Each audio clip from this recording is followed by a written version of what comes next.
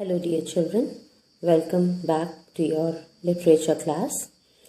This is continuation of your lesson which we were doing in the previous video, that is meeting Suzanne, chapter 1. In that we have already understood that how that fellow Yannick made a mistake and how he has already planned everything to make right for Amandine. So let's begin the next portion of the lesson. Next morning, I didn't go for my walk in the hills, but made my way down through the village towards the chateau.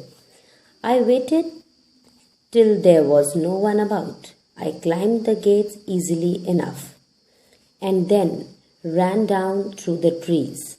There, surrounded by the vast and threatening forest on all sides, was the old man with very little hair who had come to the inn. He was sitting alone on the steps in the sunshine and sketching. I approached as silently as I could, but somehow I must have disturbed him. He looked up, shading his eyes against the sun. "Hello, young man," he said. Now that I was this close to him, I could see he was indeed very old, but his eyes were young, bright and searching.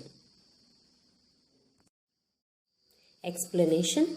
According to his plan, his means Yannick's plan, instead of going for a walk in the hills, Yannick moved towards chateau in the morning, means towards the village where that famous painter lived.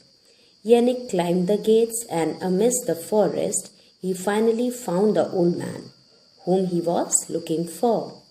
He was sitting alone on the steps and sketching something. Yannick quietly came near to the old man. When the old man saw him, he greeted him. The boy then realized that the person was quite old. "Are you Monsieur Cézanne, the famous painter?" I asked. He seemed a little puzzled, so I went on.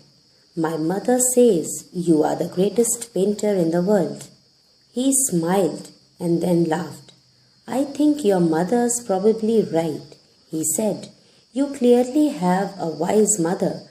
But why did she let a young lad like you come wandering here on his own?"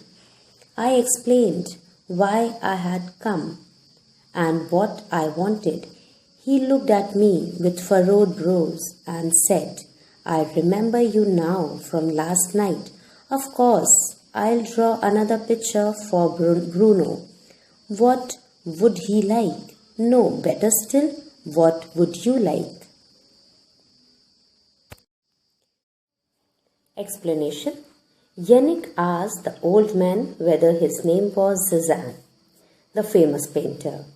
Yannick had seen the beautiful paintings of Cézanne in his mother's book and had admired him. He wanted to make sure that finally he has met the greatest painter of the world. After hearing all this, the old man understood that the boy is thinking that he was Cézanne. The old man asked the boy why he has come all alone. Yannick told him about his mistake and how he wants to set everything right. The old man recognized the boy and said that he would draw for him and asked what Yannick wishes him to draw. "I like sailing boats," I said. "Can you do boats?" "I'll try," he replied with a smile. It didn't take him long. He drew fast, never once looking up. But as he worked, he asked me about where I had seen sailing boats, about where I lived in Paris. He said he loved Paris and sailing boats too. "There," he said, tearing the sheet from his sketchbook and showing me. "What do you think? 4 sailing boats were racing over the sea out and beyond a lighthouse, just as I had seen them in Brittany, but I saw he had signed it Picasso. I thought your name was Cézanne, I said. He smiled up at me. How I wish it was, he said sadly. Then he added, Off you go now. Explanation. Yannick liked sailing boats, so he asked to draw them. Within no time, the old man drew the boats for the boy and also asked many questions while drawing. He drew the boats exactly as per Yannick's liking and signed Picasso. Yannick was surprised to know his name was Picasso and not Cézanne. Picasso smiled at the boy and told him he too wished that he was Cézanne and not Picasso, and bid Yannick goodbye. So by this, children, we have covered our lesson number 1. Its explanation is over, and I'm quite sure that you must have liked the story of the boy Yannick. And you must have understood also one thing, and you have taken that for your life, that if you have done something wrong, children, you should not lose hope. Rather than that, you should find some way to make everything correct, like the boy has done. He did some mistake, but see how nicely the boy finds a way to fix his blunder.